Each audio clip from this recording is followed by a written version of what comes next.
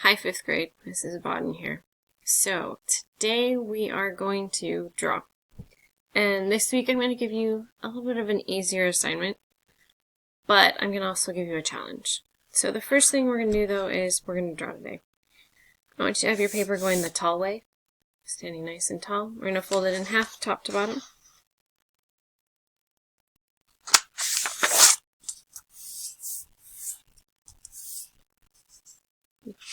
Short, fat rectangle, open it up, fold it in half, side to side. If you've been to Zoom with me recently, which most of you have not, you would already know how to do this, because we do this just about every time we come into Zoom. So today we're going to draw an Among Us character. So we're going to start on the top half of our paper. We're going to make a couple of marks so we know how wide we want our character to be. So we're going to come in from the right about 2 fingers. So about 2 fingers is right about here, so I'm going to make just a little mark on my folded line. Not a giant mark, just a little one. This side we want a little bit more room, so I'm going to take and I'm going to give about 3 fingers. I'm going to make a little mark. So we are going to make a curve that goes here. A little bit more straight up on this side, but we also don't want to touch the top. So I'm going to go ahead and I'm going to do a little over 2 fingers.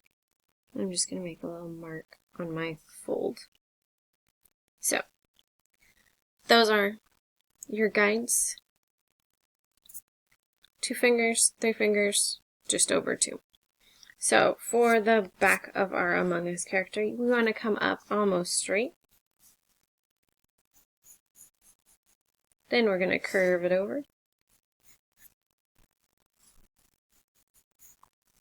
Then we're going to continue that curve all the way over to here.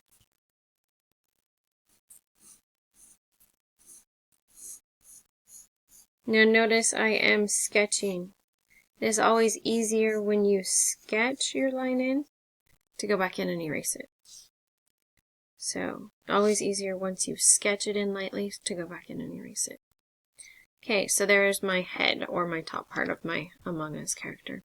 Now I'm going to do the bottom part.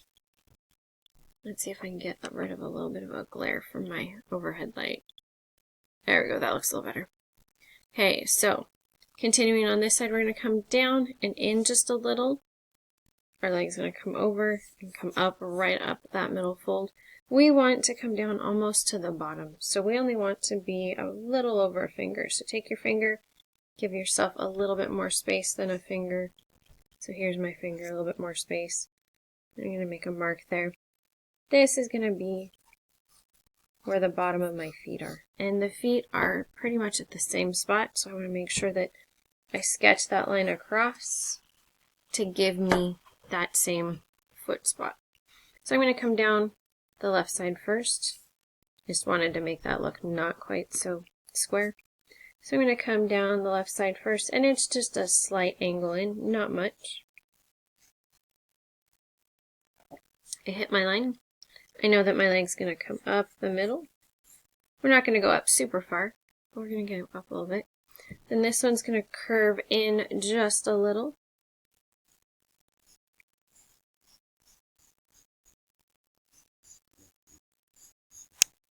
Now notice I sketched all of that. I'm going to go back in and erase some of what I don't like.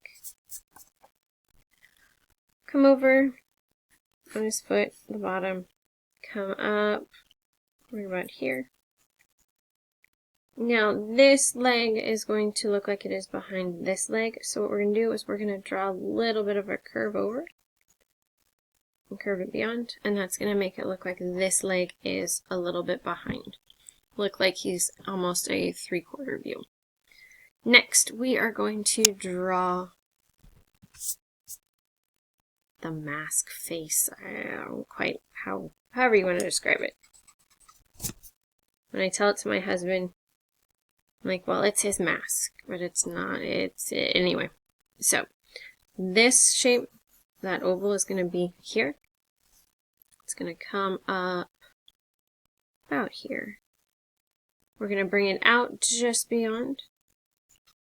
And then I'm going to bring it over. Here's my middle fold, just over my middle fold. So right inside this almost rectangle is going to be my oval for that face shape, or that mask shape. By having those lines there, I can easily curve to connect. Makes it a whole lot easier than just trying to freehand an oval that ends up looking lopsided and weird. I do still have a little bit of a lopsided one here, but it's a whole lot easier to fix once I have those guidelines. Now I don't need that line going through the oval shape anymore, so we'll erase it. I do want to fix this edge though, it looks a little silly to me.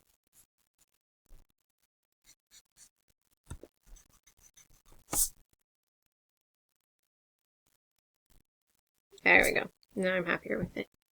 Okay, so we have our oval. We're now going to do the back, which does actually curve in.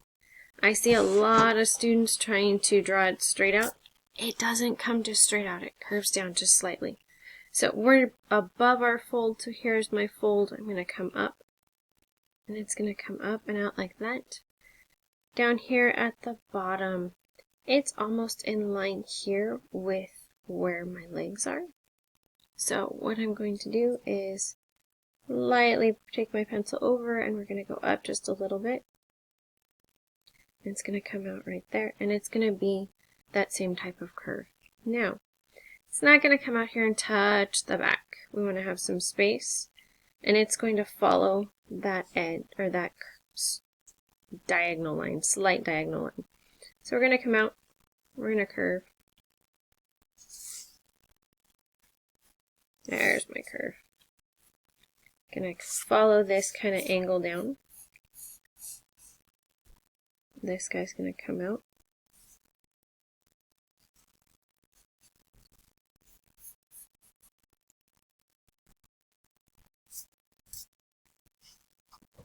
And there I have it. I need to do a little bit of erasing on the bottom, because as always I have lines I don't need.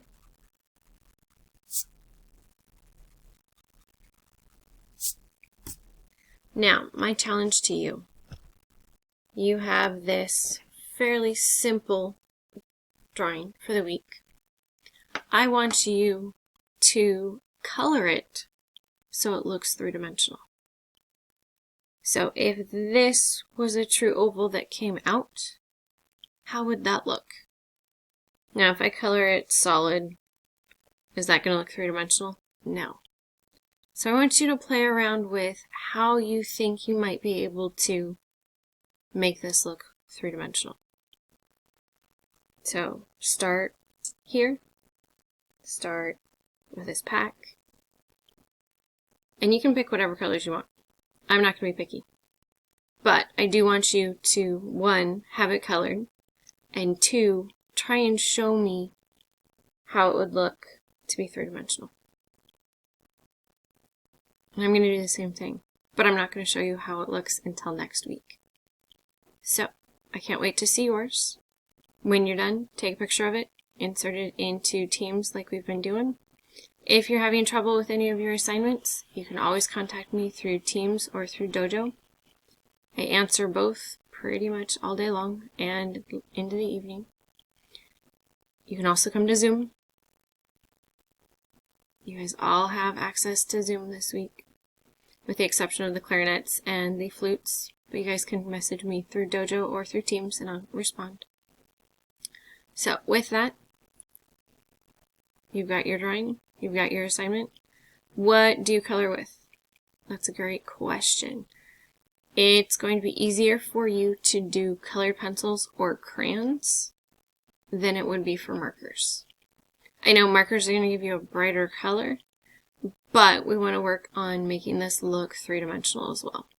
So you're going to want to stick with crayons or colored pencils. If you want to outline it with black first, go for it. Just make sure you do it with a black permanent marker, Otherwise, if it's not a permanent marker, there's a chance that you can have some bleed through when you use your colors over it. So I will see you guys in Zoom. And if you have any questions, like I said, contact me. Talk to you guys soon.